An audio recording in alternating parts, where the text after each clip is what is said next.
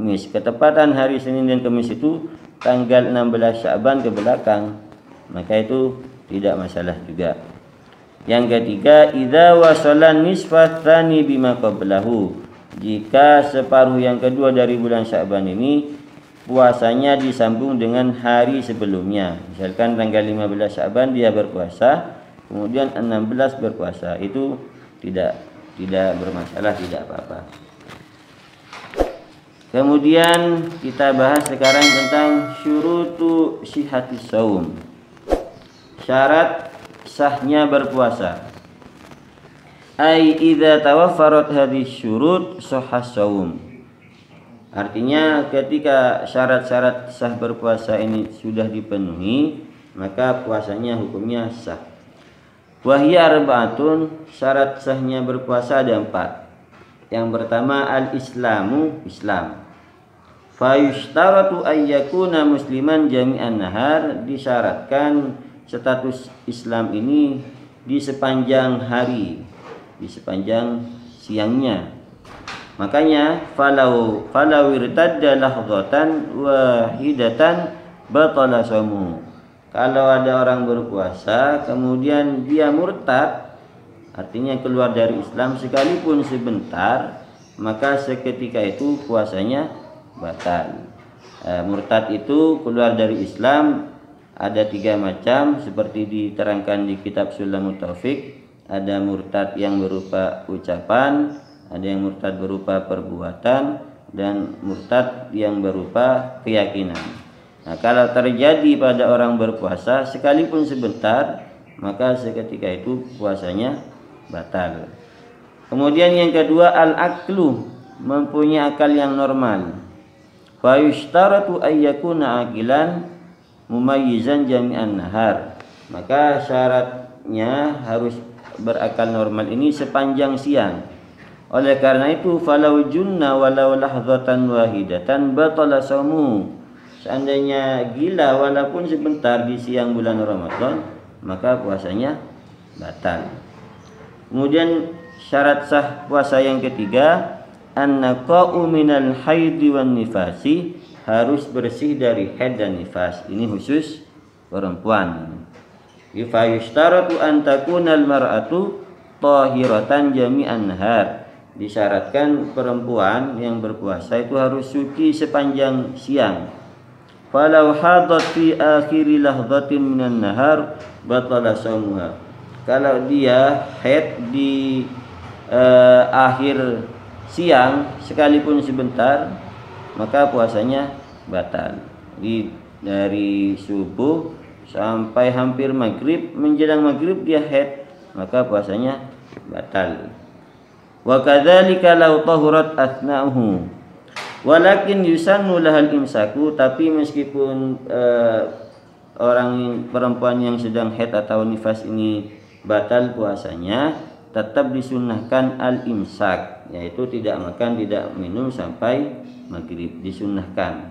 Jadi ada orang perempuan puasa kemudian zuhur dia haid, maka kan puasanya batal. Meskipun batal tetap disunnahkan apa? Tidak makan tidak minum sampai waktu maghrib.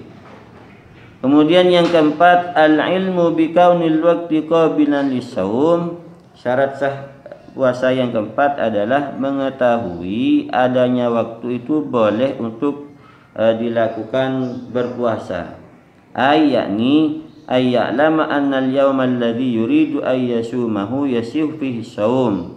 Yaitu dia mengetahui bahwa puasa yang akan dilakukan itu hari yang untuk dilakukan berpuasa itu dia mengetahui bahwa hari itu sah untuk dilakukan berpuasa, yakni bi allam yakun minal ayyamil lati nuhiya anisyami fiha, yaitu bukan hari-hari yang dilarang untuk melakukan puasa seperti yang dijelaskan tadi tentang hari-hari yang haram untuk berpuasa. Kemudian syurutu wujubis shaum, syarat wajib berpuasa. Tadi syarat sah, sekarang syarat wajib. Ai idza tawaffarat hadhihi syurut wajibas shaum. Artinya ketika syarat wajib berpuasa ini dipenuhi, terpenuhi, maka puasa hukumnya wajib. Wa hiya khamsatun, ada 5 syarat wajib berpuasa, ada 5. Yang pertama al-islamu, Islam. Fala yukhatabu bihil kafiru fid dunya, maka orang kafir tidak dikenai khitab untuk berpuasa, karena orang kafir statusnya bukan Islam. Tapi di akhirat tetap nanti disiksa gara-gara tidak berpuasa, gara-gara tidak sholat dan seterusnya. Sementara di dunia dia gak mendapatkan tuntutan untuk melakukan puasa karena statusnya bukan Islam. Wa ammal murtaddu fayajibu alaihil qada, sedangkan orang murtad, orang Islam kemudian keluar dari Islam, dia wajib mengqadai idza raja'a ilal islami taghlidzan alaihi. Dia wajib mengqadai puasanya di masa murtadnya ketika dia kembali kepada Islam. Tujuannya sebagai hukuman, memberatkan kepadanya, taghlidzan alaihi. Itu syarat pertama, harus Islam. Kemudian yang kedua at-taklifu, taklif ay yakuna balighan akilan, yakni harus baligh dan berakal. Oleh karena itu wa amma sabiyu, anak kecil yang belum balik, wa yajibu ala wali amrihi, wajib bagi yang mengurus anak kecil ini, bisa orang tua kandung atau orang tua asuh dan seterusnya, wajib ayyamurahu bisawm li sab'in sinina, wajib memerintah puasa pada umur 7 tahun. Wa yatribahu, dan memukul atau memberi sanksi kepada anak kecil tadi, idza tarakahu li asyri sinina in ataqahu, kalau anak kecil itu pada umur 10 tahun tidak berpuasa. Kalau kuat, jadi ketika umur 10 tahun ada anak kecil kira-kira ini kuat berpuasa, tidak berpuasa, maka orang tuanya, walinya harus memberi sanksi. Jadi sama dengan sholat. Sholat itu juga umur 7 tahun dilatih, kemudian 10 tahun ini ketika tidak sholat, orang tua dan atau walinya wajib memberi sanksi. Nah ini penting ya. Jadi kadang kita akan tegas dalam hal lain kepada anak, tapi dalam hal kewajiban terkait dengan kewajiban agama kita kurang tegas. Kenapa kok syariat mengajarkan umur 7 tahun anak diajari sholat, diajari berpuasa, kemudian umur 10 tahun dikasih sanksi kalau tidak melakukan? Ini dalam rangka pembiasaan. Jadi ketika dibiasakan mulai dari kecil, maka ketika besar, ketika dewasa, ketika remaja, anak ini tidak berat untuk melakukan sholat, tidak berat untuk melakukan puasa dan seterusnya. Ini penting. Kadang di sebagian masyarakat, termasuk anak saya sendiri, untuk anak yang masih kecil diajari puasa zuhur. Itu bagus untuk melatih. Di zuhur diperbolehkan makan, nanti dilanjutkan puasanya sampai maghrib. Tapi tetap tidak ada dalam istilah agama puasa zuhur, itu tidak ada. Itu hanya sebagai melatih anak supaya terbiasa untuk melakukan puasa. Kemudian selanjutnya yang ketiga, syarat wajib puasa yaitu al-itaqah, mampu, ayil qudratu alaihi, mampu berpuasa. Wal itaqatu takunu hissan wa syar'an. Mampu berpuasa di sini bisa secara hissan, fisik, wa syar'an, dan secara syara', secara agama. Yang pertama hissan, secara panca indera, secara fisik. Fala yajibu ala syaikhil harim, maka puasa tidak wajib atas orang yang sudah tua renta. Wal maridil ladzi la yurja bu'uhu, juga tidak wajib bagi orang yang sakit yang tidak bisa sembuh. Ini karena dianggap tidak mampu secara hissan, secara panca indera, secara fisik.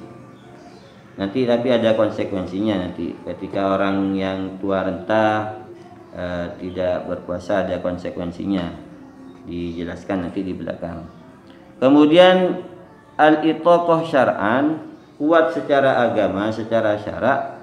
fala yajibu 'alal haidhi wan nufasai, puasa tidak wajib atas orang yang masih dalam keadaan haid atau nifas.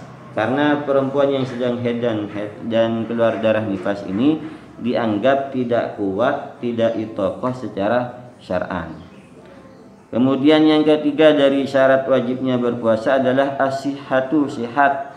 Fala yajibu 'alal marid, maka tidak wajib berpuasa atas orang yang sakit.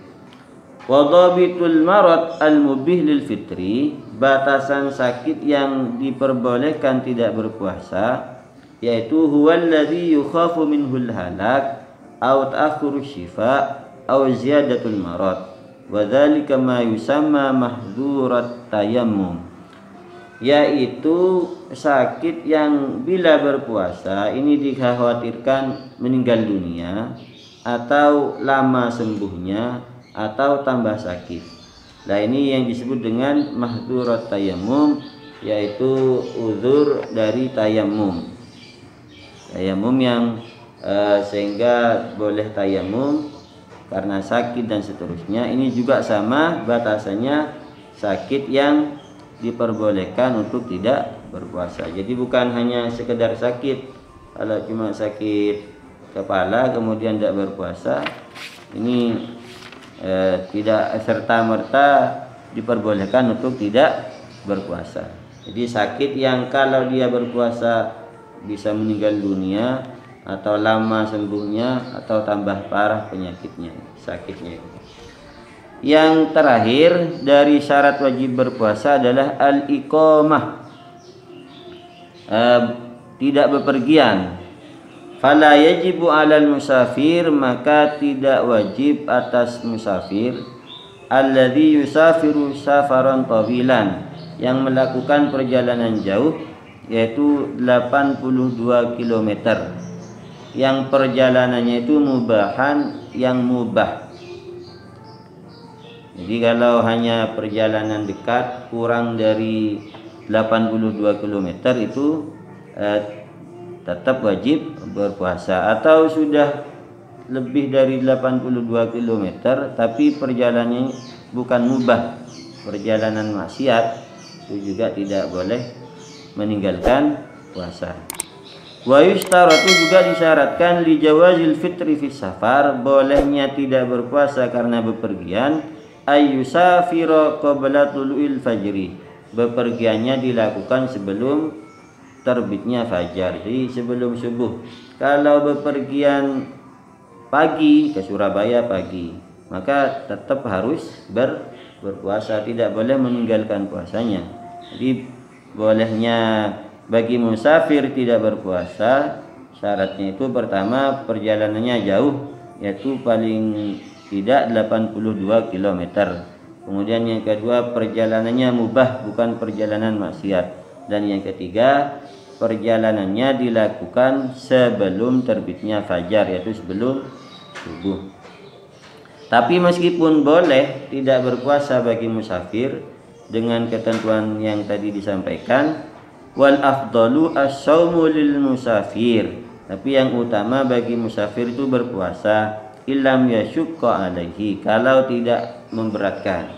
Fa in syakka, kalau kiranya memberatkan, dia musafir sudah memenuhi syarat boleh tidak berpuasa. Kalau berpuasa dia memberatkan, maka fal fitru afdalu, lebih baik tidak berpuasa. Ini mungkin sementara yang kita kaji. Mudah-mudahan apa yang disampaikan ini bisa menjadi tambahan ilmu yang bermanfaat dan berbarokah, sehingga menjadi bekal bagi kita dalam melaksanakan ibadah puasa. Amin ya rabbal alamin. Wallahul muwaffiq ila aqwamit thoriq. Wassalamualaikum warahmatullahi wabarakatuh.